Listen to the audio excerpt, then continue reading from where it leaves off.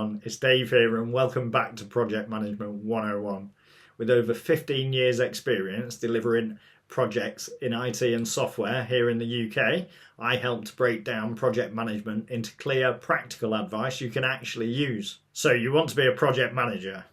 Let me tell you this, being organised isn't optional, it's your operating system. You need to get organised. No, seriously organised. This video is aimed at new and aspiring project managers and anybody else who's just got an interest in how to get ahead in their working careers. Up first, we're going to talk about some skills that you can use and continue to build to help you get ahead and become one of the top project managers. The first one is to make a list every day. We're not doing that for productivity points. It's to set a clear focus and make sure we're driving towards the right actions that are going to lead to positive results for you and your project. Think your email inbox drives your priorities? No. Flip that. Smart project managers decide the priorities themselves. Don't let the emails lead your working day. Once we've got our list, we focus in on that and we start to think about how we prioritise it to spend our time in the right places so we have maximum impact for the project and for our team. We might want to think about some prioritisation techniques such as the Eisenhower Matrix, Moscow prioritisation, or the ABCDE technique. The key prioritisation metric that we're aiming for is impact on the project and on the wider team. So do focus on that. Don't fall into the beginner trap. It's definitely a trap to focus based purely on pressure from external factors. That could be stakeholders, other team members that are outside of the actual project team. It happens all the time. As the project manager, don't forget, you're the glue and the leader that's driving the project forward. So once we've got our list, we're thinking about section 2. So section 2, we need to start thinking steps ahead. So we need to start thinking a little bit more strategically, perhaps like a chess player, 2, 3, 4, 5 moves ahead. We need to start thinking about things where we might have a hidden lead time. What I mean by that is, if I need Bob to sign off this project initiation document, then I might need some time in his diary. Bob's really busy and it's really hard to get hold of him, so I need to schedule some time in his diary when I know I'm going to have the document in a state that it's ready, and then I can walk it straight in there and know that I'm ready for a conversation. That's really important and we'll call that a hidden lead time. When we're thinking about the overall list and the priorities, we're not just managing the tasks, we're managing the lead time of the tasks. And as a project manager, this also helps you to stay organised and keep the team organised. And this is your superpower in organisational skills.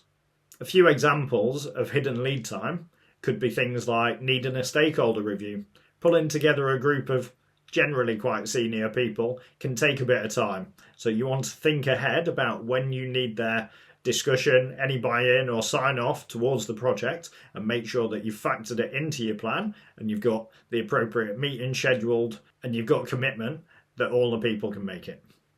Getting something signed off by legal is another great example where you need a bit of time to walk through the process and make sure that you've got meetings in place and time for the work to take place, because they generally trip you up. And keeping your project on track, these key steps are important. When you need input from someone who's really busy or really high up the food chain, you need to think like a scheduler, not a sprinter. Getting stakeholder input is like booking the dentist. It's unlikely you're going to turn up on Thursday and get an appointment on Friday. The smart project manager thinks, what do I need to do 2, 3 or even 4 and beyond weeks in advance, and gets it booked in right now. Don't delay. I think on that analogy, PMs don't wait for their project to be in pain. They know prevention is better than the root canal that will be needed at the end. So once you've got your day in order, you might want to start shifting your focus to what's coming next, as that's where proactive planning saves your skin. Within the wider organisational skills, there's things beyond just scheduling your day and the team's day. You're the team's signal booster, not a reminder bot. You help to clear the fog, unblock the flow and surface any friction before it derails delivery. We could ask questions like, are we nervous about any dependencies we have on other teams, and get ahead of them before they become blockers for the project. Remember, project managers don't just chase tasks, we clear the path. You could ask your team questions like, is there anything you're waiting on that I can unblock for you or go and chase down? Right, now we're going even further into the future. Maybe not quite back to the future. Let's start to think about what the work packages are that we've got ahead. Start to think about where we might have dependencies in those work packages and start to think about how we're working with teams further down the project to ensure that we're coordinating the wider overall delivery. This is really important, and this is where a project manager owns the overall timeline of delivery. Looking at the work packages, we could ask things like, what's quiet right now, but we know is going to become urgent very quickly, and maybe there's some tasks that we can do or sessions we can get planned in nice and early, and make sure we've got those stakeholders, remember those busy stakeholders, fully scheduled out nice and early with commitment to attend. So think 2, 3, 4, 5, 6, 7, 8 weeks out and think, what are my dependencies? What meetings do I need in place? Where do I need to have conversations? What does my team need? What do I need? How does this all come to life? And make sure that your list reflects all of those tasks and actions, and then we can start chunking them off. We could think about things like, oh, we've got that handover in 4 weeks. Have we got a session booked? Have we got a meeting room? Have we got the right people in attendance? Have we prepped ourselves ready to be able to present in that session? And that will lead to a number of tasks that we can all enact together. Do we have any stage gates coming up? Any meetings? Any executive steering groups or delivery steering groups that we need answers to help the project move forward? All of these things are great things to get written down in our list so we don't forget them, but ultimately we track them through to their conclusion. Organisational skills aren't just a trait, it's something we have to practice over and over again. These habits are not flashy at all.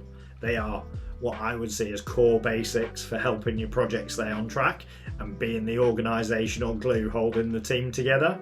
These are the things that will make you the linchpin of the project. Based on what you've heard in this video, I'd love to hear in the comments what you might consider doing differently when you go into work tomorrow morning to start on your project. Organisation is quiet leadership. You won't always get the credit, and that's okay, but the project won't move forward without it, so it's critical. Thanks for watching. I hope the video gave you something useful that you can apply in your everyday life. I'd love to hear your thoughts, so don't be shy, drop me a comment below. I'll try and respond as soon as I get a chance. Don't forget to like and subscribe for more practical tips on project, program and delivery management. That's all for now. From chaos to clarity. I'll see you next time. Take care.